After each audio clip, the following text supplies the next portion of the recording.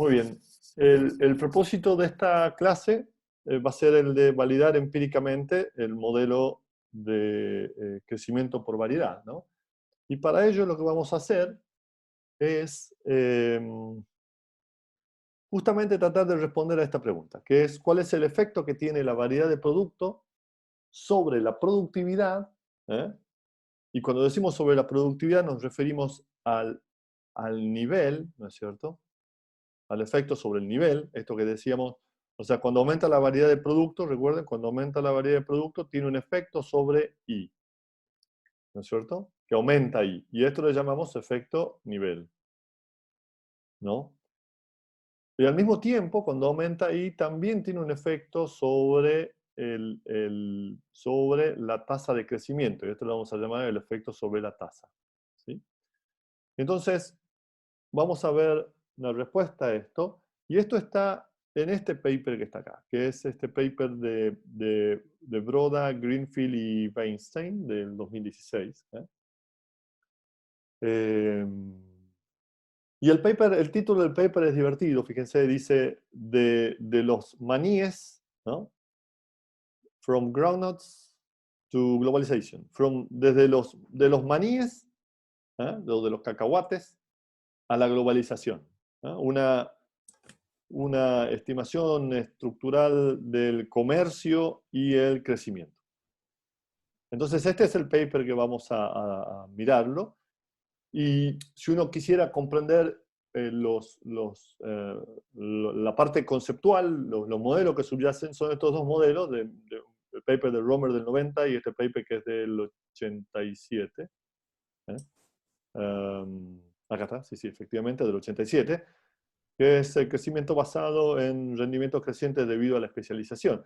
Que de alguna manera, la síntesis de estos dos papers la hemos visto en el libro de Johnny Howitt, ¿no es cierto?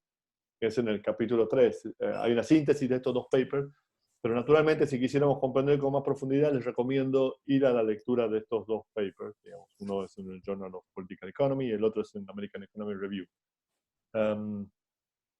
Entonces, vemos un poquito de historia, ya con el modelo que hemos estudiado fresco en la cabeza, un poquito de historia sobre este dilema, ¿no? O sobre esta idea de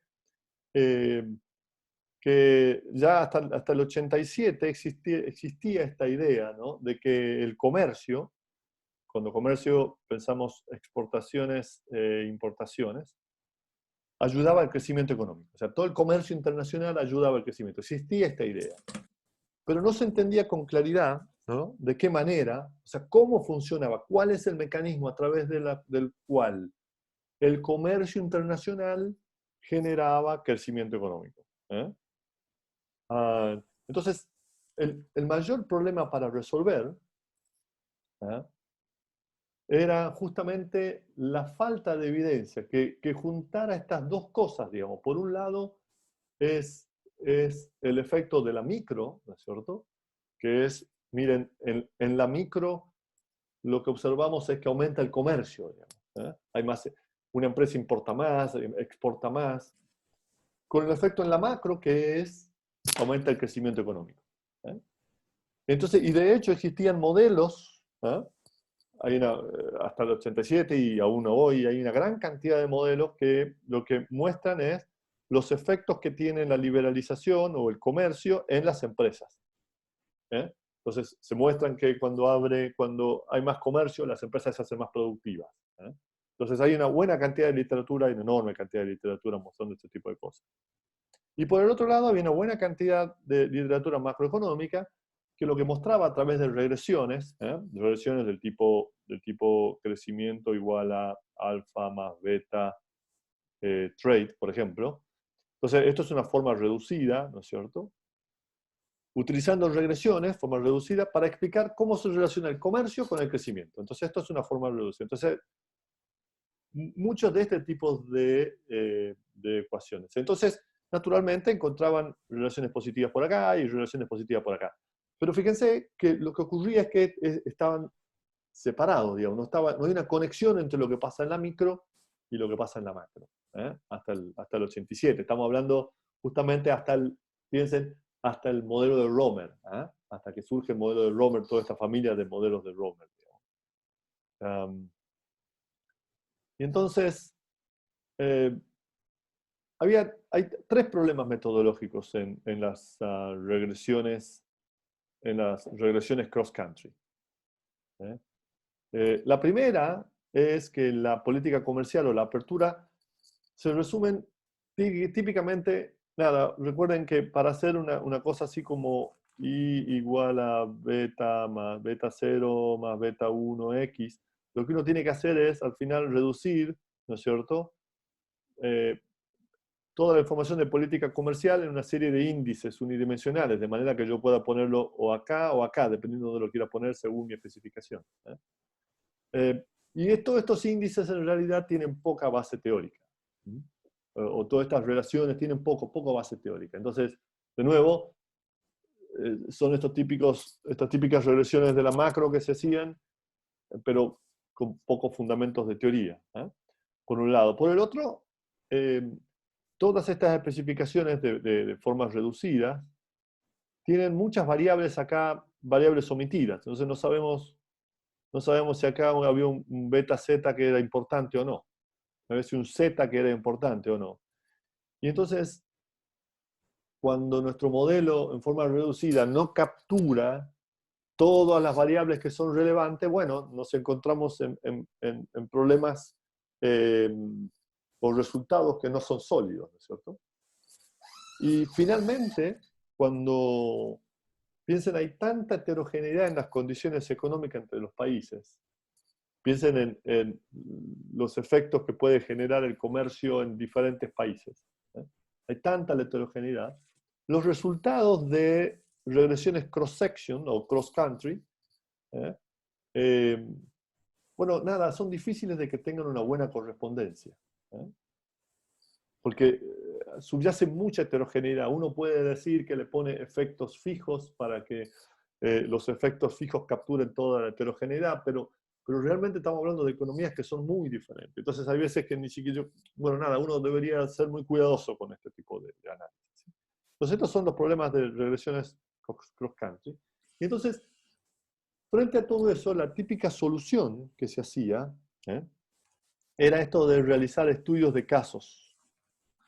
O sea, para resolver o para atender todos estos problemas, lo que se hacían son, o se hacen aún, son estudiar casos específicos. Y entonces estos son estudios microeconométricos. Entonces se estudia el caso con mucha especificidad de sectores particulares. Entonces, como por ejemplo el de los maníes, hay un caso bien particular que habla de los cacahuates o de los maníes, ¿no? Que a partir de comenzar a producir maní, esto generó incrementos de exportaciones y eso dio lugar a que los países que solo exportaban maní luego se integraran al mundo globalizado. Y de hecho, por ahí, de esto viene el título del paper, ¿no es cierto? Recuerden que el título del paper es de los maníes a la globalización. Pero con esta lógica de modelos muy específicos, con muchos detalles, muy sectoriales, justamente es muy difícil es muy difícil extrapolar los maníes, el resultado que se obtiene en los maníes, a la globalización que se observa, a los efectos estos globales, ¿no? Y entonces, un poco para atender esto, aparece el paper que nosotros estamos ahora estudiando, digamos, que básicamente es una mezcla entre el análisis cross-country y los casos especializados. Un poco, esta es la propuesta del paper y en ese término es interesante como paper de método. Y lo que hacen los autores es que estudian el efecto sobre nivel, como ya vimos, es decir, la ganancia en productividad que se obtiene como consecuencia de aumentar las importaciones, y sobre el crecimiento, es decir, en términos de tasa, es decir, el crecimiento que se genera de nuevo como consecuencia de aumentar las importaciones. Claro, ustedes podrán decirme ahora por qué, piensen de nuevo en el modelo que estudiamos, en clase, los dos modelos que estudiamos en clase. ¿Por qué ahora les estoy hablando de importaciones? ¿Por qué las importaciones son importantes? Entonces, piensen en el esquema del modelo. Recuerden, bienes finales. Y los bienes finales se producen a partir de, o el bien final se produce a partir de bienes intermedios, ¿no es cierto? Y entonces la clave de crecimiento de este modelo es que cuando aumentan los bienes intermedios, genera incrementos de I, y al mismo tiempo, para el otro lado, generaba un crecimiento en la tasa de crecimiento. Y entonces las importaciones es un pedazo de información importante. ¿Por qué? Porque cuando un país se abre al comercio e importa nuevas cosas, lo que tiene es justamente le aumenta la variedad de productos que tiene. Entonces, una forma de comprobar el modelo conceptual que nosotros desarrollamos es ir a ver este efecto, es ir a ver justamente si los países que incrementaron la variedad de importaciones tienen un mayor producto y una mayor tasa de crecimiento. ¿Eh? Entonces, justamente esto es lo que va a hacer el paper. Justamente esto es el trabajo del paper y esto es lo que nosotros vamos a tratar de mirar. Entonces, lo primero, solamente para tener una idea del efecto, los autores definen una variedad importada, ¿no?, como una categoría de productos a 6 dígitos del sistema armonizado importado desde un país particular. Antes que, déjenme que les cuente qué es la clasificación arancelaria para entender a qué estamos hablando. Digamos. La clasificación arancelaria es un código muy específico, que está adoptado por la Organización Mundial de Aduanas, que tiene como objeto identificar a todos los bienes que se importan y se exportan. ¿Eh? ¿Y cómo se constituye? Se constituye de a dígitos, digamos. Entonces, por ejemplo, son 6 dígitos. En realidad llega hasta 8 dígitos. Entonces, cada bien que se exporta o se importa, cada bien que se comercia en el comercio internacional, tiene un código arancelario. Eso se llama el código HS. Entonces, ese código se constituye. Los primeros 2 dígitos son lo que se llaman el capítulo. Entonces, por ejemplo, acá 18 es el capítulo 18, que es para cacao y preparaciones hechas con cacao. Luego siguen otros 2 dígitos más que especifican ya adentro de ese capítulo un tipo particular de grupos. Entonces, por ejemplo, 1806 esto es para los que nos gusta el chocolate, chocolates y otras preparaciones de comida que contienen cacao. Entonces ya saben, cuando vayan a comprar, ustedes dicen, quiero algo 1806. Y después los siguientes 2 dígitos van dando más detalle al bien. Entonces, por ejemplo, 180610 es polvo de cacao que contiene azúcar agregada o algún otro endulzante. Y si ustedes siguen con los otros 2 dígitos, creo que es 18 es el 15, entonces fíjense que lo que pasa es que acá se da vuelta, pero es 1806 10 15, es polvo de cacao, pero que no contiene, pero sin sucarosa. Es algún polvo de cacao, pero sin sucarosa. Entonces, cuando hablamos de códigos arancelarios a 6 dígitos, estamos hablando de este nivel de especificación. Entonces, a esto, acá es el capítulo, esto es el grupo y esto se llama categoría. ¿No es cierto? Y entonces, con esto en claro, ahora sí vuelvo a la diapositiva anterior, y entonces lo que hacen los autores es toman todos los productos en el código arancelario y lo toman a 6 dígitos. Entonces, por ejemplo, el maní crudo pelado es una categoría a 6 dígitos. Es una categoría a 6 dígitos. Y dentro de esa categoría, recuerden, van a tomar todas las categorías que hay a 6 dígitos del HS, lo que van a decir es, dentro de una categoría hay variedades. ¿Y qué es una variedad? Una variedad es el mismo producto, por ejemplo en este caso maní crudo pelado, pero importado, o exportado desde diferentes países.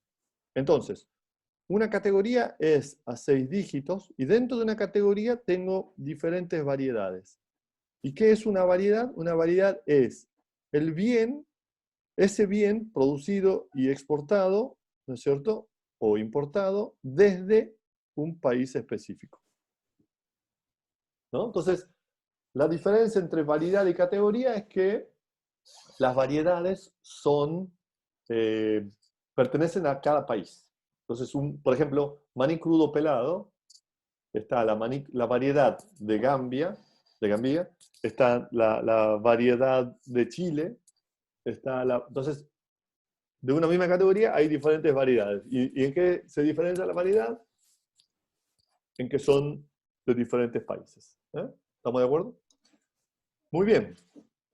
Entonces, con esto en mente, podemos ver un poco de datos. En 1994 habían 5.036 categorías a 6 dígitos del código arancelario.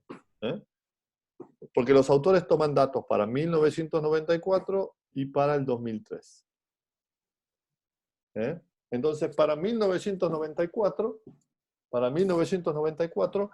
en 1994 había 5.036 categorías. El código arancelario se estudia y se modifica continuamente. Entonces, en 1994 habían 5.036 categorías y a veces se reduce el número de categorías totales, y en el 2003 había 4.980 categorías. Porque se van estudiando, se va mejorando, entonces a veces aumenta, disminuye el número de categorías. Pero este es del código arancelario en el mundo. Entonces, si ustedes miran los datos acá, vamos a ver a la tabla 1. Para el año 1994, los autores tomaron 72 países. Entonces, para el año 1994, el número de categorías. Entonces, recuerden, tomaron los datos para cada país. Entonces, tomaron para el país 1. Entonces, ¿qué tomaron para el país 1? Para el país 1 tomaron, a ver, ¿cuántas categorías de bienes importan? Entonces, dijeron en el país 1, no sé, 4.600. ¿No? El país 2 importa 4.200 categorías. El país 3, etcétera, 4.500 categorías, etcétera, etcétera, hasta el país 72. Y entonces lo que calculan es la mediana, es decir, el que más se repite. Y lo que observan es la mediana, el que está en el medio, ¿no es cierto? Es 4.348. Noten, esto es importante, chicos, que piensen. Para el 1994 había 5.036 categorías. Y los autores cuentan para 72 países cuántas categorías importaban.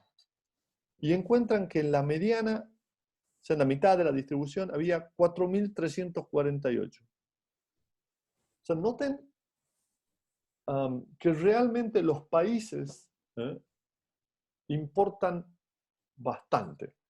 Piensen, el mínimo, el país que menos importaba era 1.297 categorías de las 5.036, y el que más importaba era 5.016 de las 5.036. Entonces realmente hay una buena, o sea, casi 4/5, ¿no? El país típico, digamos, el país en el medio importaba 4/5 de diferentes categorías, o sea, de todo el posible mundo de bienes en el código arancelario, al menos el país que está en el medio importaba 4/5, que es un montón. Estamos hablando de 1994. Y si ustedes van a ver los datos para el 2003, esto en términos proporcionales aumentó, inclusive. No es sustancial el incremento, pero aumentó. Eh, ah, eh, pero es casi igual. Entonces, el detalle importante, ¿no es cierto?, es que frente a lo que uno a veces piensa, realmente los países importan muchísimos bienes, ¿no? Muchísimas categorías de bienes. Pero si vemos las variedades, y recuerden acá el concepto de variedad, es decir, ¿qué significa variedad? Bueno, tomamos cada una de las categorías que importa. Entonces vamos de nuevo al país 1. Entonces nosotros vemos que importó, por ejemplo, de la categoría 1, de la categoría 2, nos preguntamos, a ver, ¿desde cuántos países importa? O sea que esto es la variedad, ¿no es cierto? Entonces contamos, miren, importa desde 20 países. Este importa de 3 países. El código 3 se importa de N países. Entonces lo que hicieron los autores es calcular el número promedio, esto que está acá, el número promedio de países desde donde se importan, es decir, casi como el número de variedad que hay por cada categoría.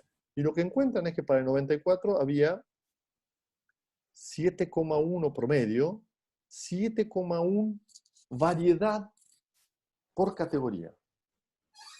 Es un número importante. Piensen lo que estamos diciendo, lo que está diciendo este resultado. Para el 1994, de cada categoría que importaban los países, esto es en promedio, al menos se importaban esa misma categoría de 7 países, 7,1 países. ¿Ah? El número es importante. Eso hace que más o menos los países importaran en total unas 32.187 variedades. ¿Eh? Lo cual el país mediano, el país típico, el país que menos importaba en variedades, 2.281 variedades. ¿Sí? Eh, entonces, piensen, esto era en el 94 y en el 2003 ese número aumentó a 9,8 variedades. Entonces, en estos casi 10 años, desde el 94 al 2003, hubo un incremento en las variedades, así como está definido en este paper. ¿Eh? Y noten, en promedio ese incremento es más o menos de un 38%, que es de 32.187 variedades a 44.484, que es este número que está acá. En promedio, digamos, el caso medio, el caso que está en el medio, digamos. Y entonces, esto es un cambio importante en el comercio internacional en 10 años. Un cambio importante en el incremento de variedades, ¿de acuerdo? Entonces, eso en términos de incremento de variedades. Uno también nos podríamos preguntar qué pasó con la globalización. Estoy viendo que me estoy quedando sin tiempo.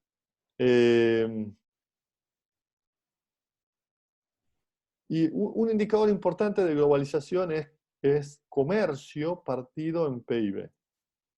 Entonces, cuando más comercio hay partido en PIB, decimos que cada país está más globalizado. Pero yo también podría tomar importaciones partido en PIB, ¿eh? Como un indicador, digamos, de la globalización. Y la importación la vamos a dividir. Lo que a mí me interesa es saber el cambio de esto, ¿no es cierto? El cambio en importaciones partido en PIB, ¿no es cierto?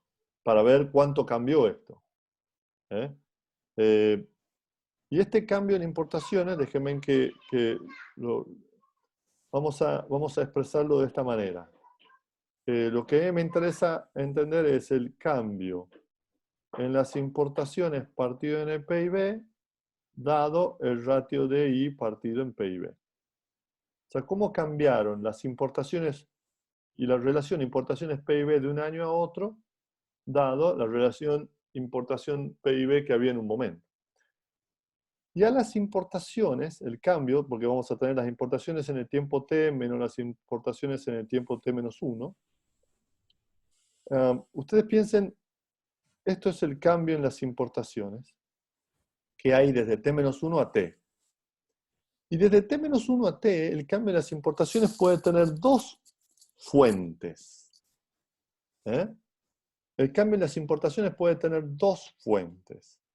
Este cambio. Puede ser, por un lado, piensen, puede ser que los países compran más cantidad. Entonces, digamos que un país importaba zapatos. En el periodo T-1 importaba solo zapatos, ¿no? Y entonces, el cambio en las importaciones puede ser porque ahora importan más zapatos, ¿no? Entonces, eso llamamos un cambio en la cantidad.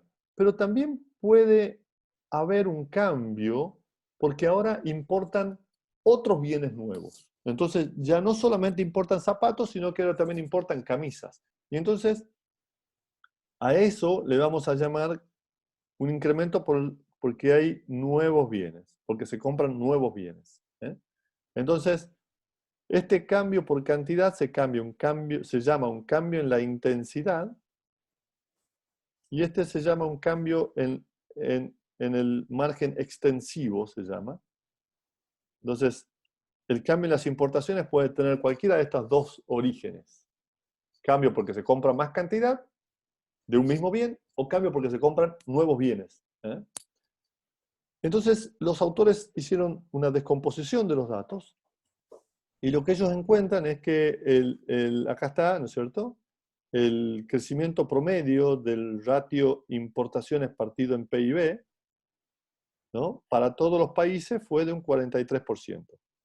Para los países desarrollados fue de un 39%, y para los países en desarrollo fue de un 45%. Pero la diferencia interesante está en cuando vemos la composición que hablábamos. Fíjense, para todos los países, el cambio se compró solamente en las variedades que ya existían, fue de un 9,1%, mientras que la incorporación de nuevas variedades fue de un 34,5%. Para los países desarrollados, la relación se modifica en el sentido de que los países desarrollados en realidad tienen más compras de la misma cantidad que de nuevas variedades, mientras que los países en desarrollo tienen más compras de nuevas variedades frente a las compras de variedades que ya existían. Entonces, noten esta diferencia, que es importante, entre países desarrollados y países en desarrollo. Chile cae en el grupo de países en vía de desarrollo. Entonces, el incremento en las importaciones no fue porque se compraba más del mismo bien, sino porque había incremento de variedades, ¿sí? Y me voy a saltear esto porque nos estamos quedando con poco tiempo. Y entonces, una de las cosas que es importante es que volvamos a nuestro modelo, recuerden. Recuerden nuestro modelo de bienes finales y bienes intermedios, ¿no es cierto? Entonces, lo que nosotros estamos preguntando es, fíjense, si ahora cuando importamos más bienes, más variedades, eso debería generar mayor crecimiento. Entonces, el crecimiento, pero atención, porque el crecimiento de nuevas variedades tendría muy poco efecto si los bienes que estamos incorporando son perfectos sustitutos. O sea, si yo incorporo una nueva variedad que es perfecto sustituto de una ya existente, bueno, en realidad no es una nueva variedad. En realidad no cumple el rol que nosotros esperamos, porque no va a ser un monopolio, ¿no es cierto? Entonces, si los bienes son perfectos sustitutos, entonces eso no debería tener mucha importancia. Por lo tanto, es importante que entendamos si las nuevas variedades son perfectamente sustitutas o no. Entonces, una forma de entender eso es este teorema de Dorfman, Samuelson y Solow. Es un teorema clásico del 58, está en un libro que se llama Programación Lineal, ¿no? Es un libro muy bonito. Y donde ellos sugieren, en realidad hacen este ejercicio, dicen, en un mundo donde todo lo que producen todas las variedades son perfectamente sustitutas entre sí, es decir, los maníes que producen Gambia son sustitutos perfectos con los maníes que se producen en Chile, lo que debería ocurrir, dicen, lo que debería ocurrir es que si existen, ¿no es cierto? Supongamos que existen 3 países. Lo que va a ocurrir es que el país, ¿no es cierto?, más eficiente va a ser el que va a exportar solamente de un bien. Y entonces este país, digamos, el otro país va a exportar de los otros 2 bienes. Entonces, todas las relaciones comerciales, si hay 3 países, deberíamos observar para una misma variedad solamente dos eh, importaciones, digamos, o 2 exportaciones de ese país, de esta forma que estamos describiendo acá. ¿Por qué? Porque dado que los bienes son sustitutos, lo que hacen los países es solamente compran del más eficiente. Entonces, imagínense, si nosotros tenemos 72 países, lo que nosotros deberíamos observar son solamente 71, entre todos los países deberíamos observar 71 relaciones bicomerciales. Ese debería ser, al ver, deberíamos observar eso, digamos. Y no es así lo que se observa, acá tienen ustedes una distribución de frecuencia, en realidad se observan muchas más. Hay países que tienen 2.486, entonces hay muchísimas más. Tan solo el 4% de las relaciones cumple con eso. Tan solo 4% de los bienes cumple con eso. Con esta cosa de que haya menos de 71 relaciones de comercio. ¿Eso qué quiere decir? Que obviamente las variedades no son sustitutos perfectos. Hay muchas que no son sustitutos perfectos. Por eso es que importamos muchas variedades. El maní de Gambia no es el mismo que el maní que viene de Chile. Y entonces, con todo esto podemos volver al modelo y ya me quedo sin tiempo. Entonces, con toda esta información podemos volver al modelo. Y lo que los autores hacen, a ver, me queda un poquito. Entonces, chicos, lo que yo voy a hacer, voy a seguir hablando para el que se tenga que ir, se puede ir, no hay ningún problema, pero recuerden lo que yo después voy a dejar es grabado el video. Y junto con esto les voy a dejar al final una sugerencia de una actividad que me gustaría que hagan. Así que para que no se quede hasta el final, luego les pido que mire el video y ahí vea la actividad que le pido al final. Pero yo calculo que me quedan unos 10 minutos de clase.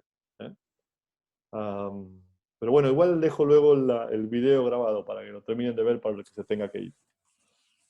Entonces, volviendo al modelo, lo que nosotros tenemos es que cuando aumentan las variedades, M, recuerden, en el modelo dice, cuando aumentan las variedades M, aumenta la producción, aumenta el PIB, ¿no? Que expresado en términos de los datos que estamos analizando, quiere decir que cuando aumentan las importaciones que no son sustitutas perfectas, aumenta el producto. Y esto es lo que conocemos como efecto nivel. Por otro lado, cuando aumentan las variedades, se reducen los costos de innovación, ¿no es cierto? ¿Por qué? Porque había estas externalidades que teníamos en nuestro modelo, haciendo que aumenten el número de variedades creadas, y esto es el efecto crecimiento. Como ya lo vimos, naturalmente, si las variedades son sustitutos perfectos, si las variedades son sustitutos perfectos, lo que vamos a obtener es, si las variedades son sustitutos perfectos, eso lo vamos a ver que en realidad no cumplen el rol de variedades como nosotros pensamos, no van a ser productos intermedios alternativos, por lo tanto, si son sustitutos perfectos no deberíamos observar el efecto sobre el crecimiento. Entonces, vamos a la especificación, ¿no es cierto? Recuerden, esta es la función de producción de bienes finales, donde acá está el efecto de los bienes intermedios, ¿no es cierto? El número de bienes intermedios. Donde en esta especificación, nu, ¿no es cierto? Nu, acá, nu, mide la elasticidad de sustitución entre los bienes intermedios, en esta especificación. Y alfa es la importancia del sector de bienes intermedios. Entonces, acá está alfa. Entonces, son estos dos parámetros, nu y alfa, que están capturando, uno, la elasticidad de sustitución, cuando nu sea más alto, cuando nu sea más alto, cuando nu sea más alto quiere decir que la sustitución es mayor. Eso quiere decir que estaríamos ante una variedad que no va a cumplir con el rol que nosotros esperamos que cumpla. Y naturalmente cuando alfa aumenta, vamos a decir que el sector de bienes intermedios es más importante. Entonces, ¿qué hacen nosotros? Esto lo tenemos de la derivación de nuestro modelo, asumiendo que, recuerden que en equilibrio el sector de bienes intermedios produce lo mismo, o sea que xy es igual a una cierta cantidad de x, ¿no? para todo y. Nosotros podíamos sustituir, entonces recuerden que sustituíamos toda la integral de xy a la alfa, la sustituíamos y hacíamos esto que es igual a m por xy a la alfa, o m por x a la alfa. Entonces si yo sustituyo eso aquí adentro, me queda que la producción es igual a por t lt 1 menos alfa m, ¿no es cierto? La alfa partido en nu, x al alfa, y acá voy a introducir una sustitución. Nosotros vamos a asumir que el capital, ¿no es cierto?, de la economía es igual a la cantidad de bienes intermedios, es decir, que es igual a m por xt. Y entonces, si yo sustituyo esto, si yo sustituyo esta relación aquí, o sea, voy a sustituir por x minúscula, me queda esta especificación. Me queda que la producción, ¿no es cierto?, mira que la producción es igual a por t lt por todo esto. Ustedes pueden hacer álgebra, les queda todo esto que está acá. Que si aplicamos logaritmo, me queda el logaritmo de it por 1 menos alfa, logaritmo de at más logaritmo de l, por todo esto por el logaritmo de m, por alfa, por el logaritmo de k. Y entonces, algunas cosas importantes. Nosotros hemos introducido acá el concepto de a, digamos, o la variable at, y la variable at aquí la vamos a entender como la entendíamos en el modelo de Solow. Vamos a entenderla como el efecto de tecnología, ¿sí? Un efecto de tecnología. Y esto es un efecto de tecnología que mejora la calidad del trabajo. Entonces tenemos acá un efecto de tecnología, ¿sí? Y entonces, fíjense, acá está especificado en términos de logaritmo. Y entonces si yo hago sobre esta especificación, nosotros ya sabemos, diferenciando con respecto al tiempo, ¿no es cierto? Si yo hago esto con respecto a t de los dos lados, recuerden que me queda expresado esto, me queda expresado toda esta función de producción en términos de tasa de crecimiento. Y entonces no es otra cosa que la tasa de crecimiento de I es igual a 1 menos alfa, fíjense, por la tasa de crecimiento de L, más alfa por la tasa de crecimiento de K, ¿no es cierto? Ahí está este, aquí está este. Y luego me queda todo este término por la tasa de crecimiento de M, que está acá. Y luego me queda 1 menos alfa por la tasa de crecimiento de A. Y entonces, noten que lo que vamos a hacer es redefinir este concepto, este b.bt, como todo este residuo. Si nosotros miramos ese residuo, a esto le vamos a llamar la productividad total, ¿no? Lo vamos a llamar, así lo vamos a llamar, productividad total de los factores, que fíjense es PTF, ¿no? Que en inglés se llama Total Factor Productivity. Entonces, pero ¿qué estamos diciendo? Digamos, que la productividad total de los factores se descompone en dos partes. En una parte que es el incremento generado de bienes de variedades. Y otra parte es una componente que la vamos a llamar exógena, que tiene que ver con el incremento de la productividad como consecuencia de la mejora independiente de las variedades. ¿Eh? Y entonces, noten que este incremento de la productividad total de los factores, tiene estas dos partes, digamos, y depende de qué cosa. Por un lado, cuando la elasticidad de sustitución es baja, o sea, cuando nu es bajo, piensen, cuando esto es bajo, todo esto aumenta. Se aumenta la productividad total de los factores. ¿Eh? Entonces, un bajo nu hace que incremente la productividad total de los factores.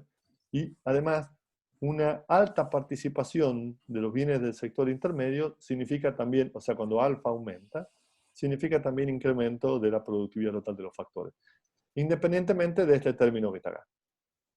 Porque a nosotros nos interesa estudiar esto que está aquí. O a los autores les interesa estudiar este efecto. ¿Eh? Entonces lo que van a hacer los autores es estimar la elasticidad para cada bien y en cada país que lo importa. O sea, van a estimar este nu para cada variedad que hay en la economía. ¿Eh? Para cada variedad que tiene, estiman. Y los autores lo que encuentran al final es que el incremento en la variedad, ¿no? El incremento en la variedad aumenta la productividad en 0,13% anual para un país típico, para el país promedio. En los países desarrollados, lo que ellos encuentran es que los aumentos de productividad no pueden ser obtenidos como consecuencia de las nuevas importaciones. Entonces, no tengo que encontrar, o lo que, perdonen, lo que Egan y Howitt dicen, esto van a ver ustedes que dice Egan y Howitt, ellos dicen que lo que encuentran es que los aumentos de productividad no pueden ser obtenidos como consecuencia de las nuevas importaciones, o sea que no son obtenidos como consecuencia del incremento de las variedades. Para los países desarrollados. Y entonces, si ustedes piensan, repito esta afirmación, lo que dicen, los resultados sugieren que los incrementos de productividad no están asociados a los incrementos de variedades para países desarrollados. Si ustedes piensan, lo que esto significa es que de alguna manera el mecanismo que estamos proponiendo en este modelo no funciona. ¿Por qué? Porque estamos observando crecimiento en las variedades, pero que no tiene efecto sobre el incremento de productividad, ¿no? Entonces eso es por un lado. Sin embargo, para los países en desarrollo,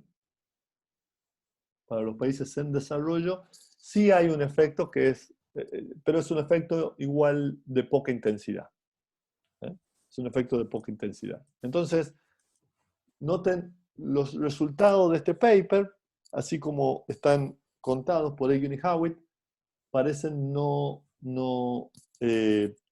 validar la idea de que los modelos de crecimiento por variedad son importantes para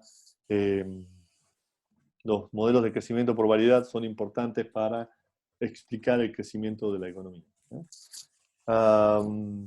Muy bien, este es el resultado así como interesante, destacado por Egan y Howitt, que de alguna manera ellos lo van a poner como una parte de la crítica a los modelos de crecimiento por variedad y va a ser el motivo por el cual vamos a querer desarrollar modelos alternativos, que son los modelos donde en realidad no es la variedad lo que genera el crecimiento, sino la calidad del producto.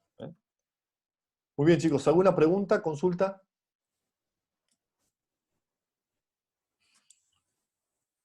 No, de hecho tengo otra clase ahora. Ok, entonces los dejo. Ya. Recuerden, la tarea les voy a pedir que sea, quisiera que lean las conclusiones del paper, yo les voy a pasar el link, y me gustaría que hagan su síntesis de la importancia de los modelos de crecimiento por variedad según los resultados encontrados en el paper. ¿De acuerdo? Yo lo voy a subir como una tarea, lo voy a explicar mejor, Y voy a decir allí cuál es el puntaje. Así que, bueno, muchas Profe, gracias. Sí, profe, es que es con respecto a una cosa que estaba leyendo en la plataforma.